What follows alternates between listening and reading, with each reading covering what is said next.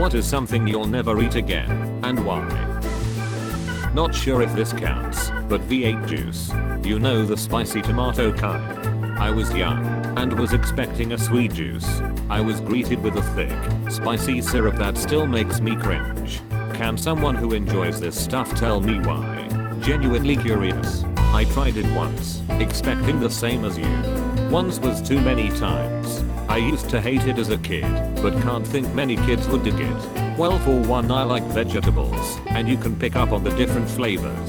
2 is that it is super healthy, so much so that I'm still uncertain why energy drinks are so popular with this stuff around. It really amps your energy levels up. Also good when sick. I hate medicine, but between V8 and Dodge, I get better pretty fast. Oh, and my digestive system sucks. I think the fiber helps a lot. Pumpkin pie, and I will tell you why. When I was a kid, my dad used to fuck with me a lot. I was an incredibly gullible kid and would believe just about anything he told me. He's a great dad, but he seemed to enjoy how he could make me believe anything. When I was in elementary school, he thoroughly convinced me that water towers were actually full of milk and had entire farms of cows living in them, that he broke a world record and was in Guinness for a while, and that Jesus' middle name was Howard. Jesus Howard Christ. When I was about 8, our family was having Thanksgiving dinner. I'm pigging out with the family, and the dessert came out. I rush over to the table and I see a fresh plate of pumpkin pie being served. I had never seen pumpkin pie before, so I asked what it was. This is pumpkin pie, honey. No way. This is actually made of pumpkins. A wide, evil grin then formed on my dad's face. Of course, this was a new perfect opportunity to fuck with me. No, sweetie, pumpkin pie is actually made of dog meat. I was utterly stunned. I struggled to keep my Thanksgiving dinner down. I couldn't believe it. Dog meat. I was an avid dog lover, and he knew this. To make matters even worse, my entire extended family chimed in on the joke when they saw that I was buying it. All of my aunts, uncles, and cousins began getting this evil, sadistic pleasure in making me queasy by very emphatically confirming that pumpkin pie was made of dog meat. Needless to say, I had no pumpkin pie that night. I could barely eat anything else. However, no one bothered to tell me that they were just fucking with me and that pumpkin pie was not made of dog meat. Of course, when I got older I figured out that it was a joke, but to this day, I cannot eat pumpkin pie. I can barely even look at it without getting queasy. When I was about 17, my friends offered me $10 to try a bite of it. I figured that this had gone on long enough, and it was time to finally face my biggest fear. I put a minuscule slab of pumpkin pie on my fork, got it about 2 inches from my mouth, and had to make a beeline for the bathroom. Mutt. I never got over the death of Simba the Goat. Allow me to tell a story. I was brought up in a Muslim family, albeit a not particularly religious one. We do celebrate Eid and believe in God and all that, but my dad has not voluntarily entered a mosque since the 3rd time his shoes were stolen while he prayed, and I have pretty much lost my faith at this point. But regardless, the 2 Eids remain an important time in the year for my family. One year, when I was 4 years old, my parents, at the insistence of my more religious grandmother, decided to sacrifice a goat to mark Abraham's willingness to sacrifice his own son for God. The day before Eid, the goat arrived. We had never had a pet in the house, and I, being a young child, believed this goat was meant to shut me up about getting one. Though I did ask for a dog, this goat would suffice. I spent that day outside with the goat, trying and failing to teach him fetch and deciding on a name. The Lion King is my favorite movie from my childhood, so I named him Simba, in honor of the king of the jungle. That night I went to sleep, looking forward to an Eid, when I could play with my new friend, Simba. I awoke the next morning, and joined my family for Eid breakfast. I was too busy with the presents I had received to ask about Simba. I remained blissfully ignorant.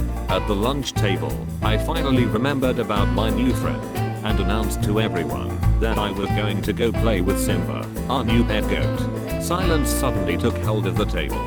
I could see my mother stammer a bit as she tried to explain his fate to me. Then, finally, my brother announced that I couldn't go to play with him. He was already in my stomach. He had to be lying. So I ran out to the backyard, but there was no sign of him. I looked for him everywhere, but Simba was nowhere to be found. I learned a hard lesson about the food chain.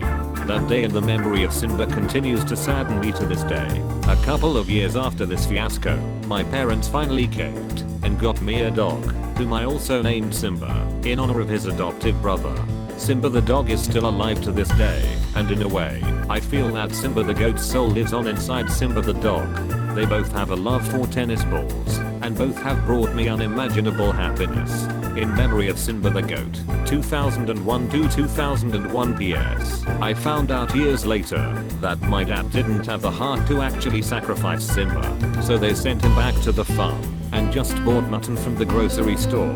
Regardless, the incident remains a traumatic one. I once tried fried shrimp. It tasted amazing at first, then I started to lose feeling in my tongue and my throat/esophagus started swelling shut. So I'll probably never try shellfish of any sort ever again. Meadow gold eggnog. It knows what it did. Rhubarb. Growing up, my brothers and I would take a bowl of sugar out to the rhubarb plant, cut the stems, dip in sugar and eat it. I overate and got sick. Cannot stand the flavor anymore. Durian flavored candy. Nastiest thing I have put in my mouth. Instantly made my stomach churn. Instantly gave me a headache. I had weird smelly burps for the rest of the day, and I didn't even eat the candy. I spit it out after about 5 seconds. That shit is made from Satan's hoof wax. Anchovies. The first time I met anchovies, I thought it was just some little meat bit fallen off the pizza. So I grabbed it, ate it and was immediately shocked by what I experienced. I miss being able to get anchovies at local pizza places. Nowhere I know of carry them anymore. They're so good. Guinea pig. My stepdad is from Ecuador and him and his family love it. It tastes like nasty fish and it's super chewy. Every time I eat it to humor my family I have to choke it down, while acting like I love it. I just can't bear to see my aunt's face if I don't like something she cooks, especially when it's considered a delicacy. If it's prepared right it's very good. I've had it many times. Skin should be thin and crackly, meat juicy and tastes to me like lean pork or dark meat chicken. Maybe the guinea pigs weren't fed the right diet, or your aunt doesn't know how to cook it. Couldn't you have extra empanadas or pinchos or something? A few months ago I suddenly developed an allergy for kiwis. I have been eating them without a problem my whole life, and now every time I try to eat one, my tongue burns and I have cramps in my stomach for hours. No more kiwis for me I guess. Marmite. It tastes like Satan's anus. Vegemite with tons of butter is way better. Marmite is disgusting. Developing duck embryo. I work in Cambodia at the moment and my friend's favorite foods is this atrocity. The night of, he asked if I was hungry and wanted to eat duck eggs. I said great, I've never had sunny side up duck eggs before, only chicken. What could go wrong? We arrive at the roadside restaurant and order a couple beers to get started. We get served these eggs that look vaguely discolored and are kinda heavy. No problem, I guess they're hard boiled. He takes a fork, breaks the cusp of the egg with a fork, and shovels the entire baby in his mouth with a gratifying slurp. I was stunned, but not to be rude I tried it. To be honest the yellow yolk still left is tasty. The embryo itself has fur and bones that make the entire experience unsettling. 10/10ths would not try again. Acorn stew. I lived on an Apache reservation in Arizona a while back ago. The people there would buy ground up acorn and add it to a stew. I tried it a few times and it was disgusting. Every Apache I talked to said they used to hate it but now they loved it. I now believe it was an elaborate prank. Mirage and Juni, or giant clam and sea urchin sushi. I recall both tasting like eating the ocean in the worst sense possible, and the texture of either one didn't help their cases. Oh, and any tofu product meant to be a meat substitute like tofu dogs or tofurkey. Had some vegan friends a while back and gave them a try. Yeah, no, Uni. Oh god, on my top 5 of the worst. I ate it twice. Both times served to me as a great delicacy. First time in Chile, I was faced with an open sea urchin and that orange mess looking up at me. Very beautifully decorated plate on a bed of cracked ice. I took one bite and couldn't go any further. It tasted like iodine smells. No. Second time, similar situation. However, I was served skate row in Japan. That was delightful. Make sure you subscribe to the channel and click that bell to turn on notifications, so you'll be sure to know when the next video comes out. Want to watch some more? Check out my other videos. I really do appreciate everyone who helps make these videos possible. And as always, thanks for watching.